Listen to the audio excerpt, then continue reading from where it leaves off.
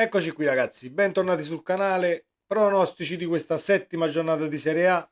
Abbiamo bissato lo stesso risultato della quinta giornata, alla sesta abbiamo fatto 7 su 10, ancora una volta. Cerchiamo di alzare l'asticella almeno di un gradino, arriviamo a 8 su 10, poi speriamo che durante l'anno facciamo un paio di unplane e riusciamo a toglierci la soddisfazione di beccarle tutte e 10 le partite.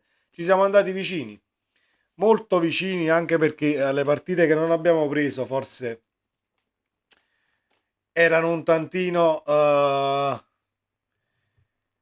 troppo sicuri i risultati e sono uscite alcune sorprese. Andiamo a vedere cosa è successo appunto nella sesta giornata e facciamo i pronostici della settima. Allora, le partite che non abbiamo preso in questa sesta giornata sono state Hellas Verona-Atalanta, avevamo X e ha vinto l'Atalanta 1-0.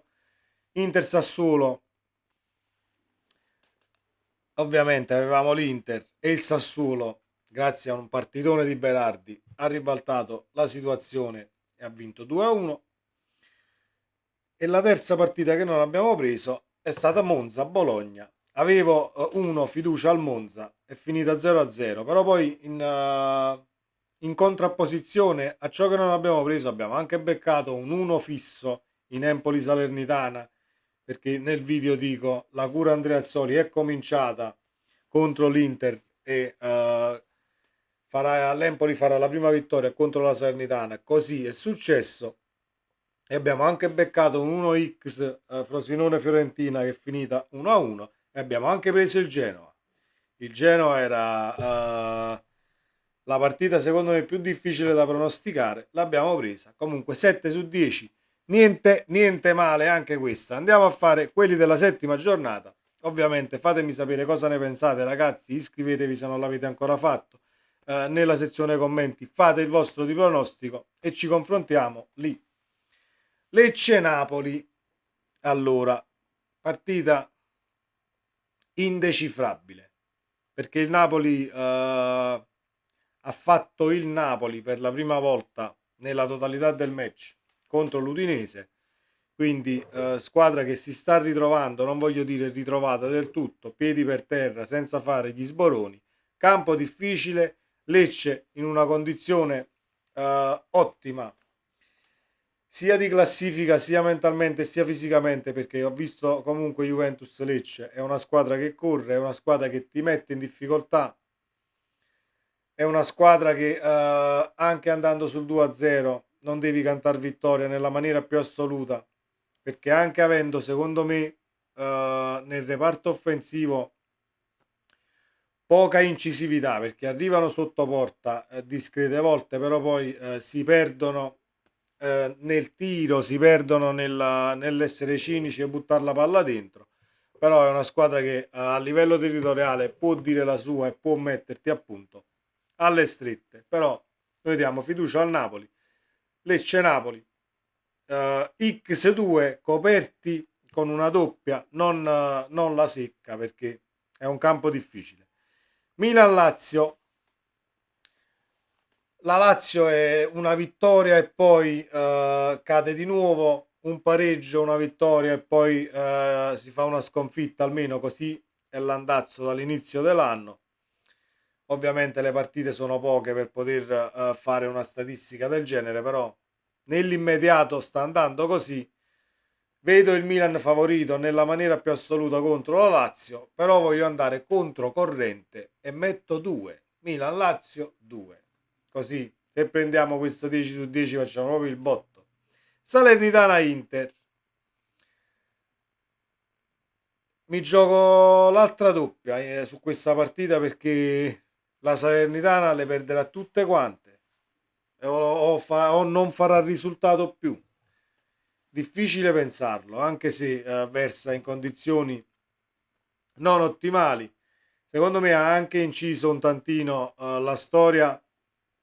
Andiamo un attimino indietro. Sosa era anche in orbita Napoli prima che noi prendessimo Garcia. Sosa aveva chiesto di fare mercato, aveva chiesto di tappare dei buchi, comunque per una Salernitana più competitiva. Non è successo perché comunque le casse sono quelle che sono, bisogna anche rispettare l'economia della società. però secondo me una, una botta d'orgoglio, anche se l'Inter ha perso col Sassuolo, ma no, non la sprechiamo qui la doppia, Salernitana-Inter 2, Bologna-Empoli, Bologna-Empoli 1. L'Empoli ha vinto una partita, non credo che si ripeterà a Bologna. Il Bologna concede relativamente poco, credo che possa vincere la partita, quindi Bologna-Empoli 1 ed è la partita delle 12:30 di domenica. Udinese-Genova 1. 1 perché il Genova ha fatto punti con la Roma, l'Udinese deve far punti, per questo motivo molto semplice che può essere anche futile nella maniera più assoluta, però credo che l'Udinese si sblocchi e vinca con il Genova. Atalanta-Juve 1. Per ciò che abbiamo visto in campo e per il lavoro che sta facendo Gasperini, al di là del mercato fatto in uscita e quello in entrata, Gasperini può essere un personaggio antipatico, può essere una figura che a pelle può risultare un tantino forse presuntuosa, sì, però risultati alla mano e calciatori valorizzati alla mano negli anni come Gasperini in Serie A non ce n'è. L'Atalanta gioca, la Juventus non gioca e si affida alle giocate del singolo. Atalanta-Juve 1. Roma-Frosinone. Con tutta la stima che ho per Di Francesco e tutta la stima che ho per il cammino che sta facendo il Frosinone, ad oggi affronti la Roma in una situazione per niente semplice, quindi Roma-Frosinone 1, perché altrimenti succederà qualcosa di veramente assurdo al di là dell'esonero di Mourinho, che io ho decantato molto tempo fa, in tempi non sospetti, l'avevo già detto, se il giorno nel quale la Roma manda Mourinho a casa comincia a giocare a pallone. Lo si è visto anche ieri. Sassuolo-Monza, Sassuolo-Monza è la partita dove ci giochiamo la seconda e ultima doppia della giornata e dico X2 perché non credevo che il Monza facesse un passo falso nella sesta giornata contro il Bologna. Fiducia alla squadra di Palladino perché comunque Dionisi qualche punto l'ha fatto. È in condizione il Sassuolo, per amor di Dio. Partita da tripla, però appunto io sul Monza X2 con la doppia. Torino-Verona, partite tutte complicate. Torino-Verona, voglio dare fiducia al Verona. 2 perché il Verona sta raccogliendo meno di ciò che si vede in campo. Nell'ultima uscita perde 1-0 con l'Atalanta, avendo comunque fatto una gara più che discreta. Il Verona alla quinta giornata, il Verona,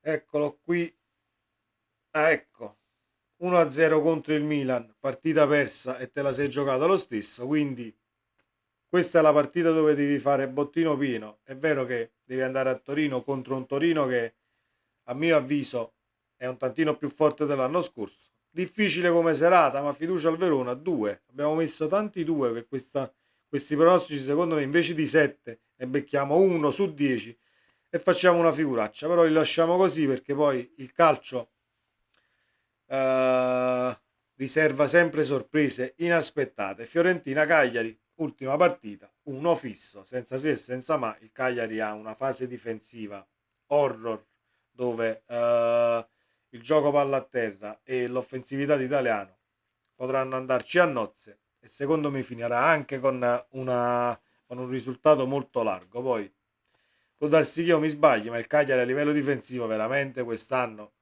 o fa qualcosa, qualche innesto a gennaio, altrimenti arrivederci Serie A.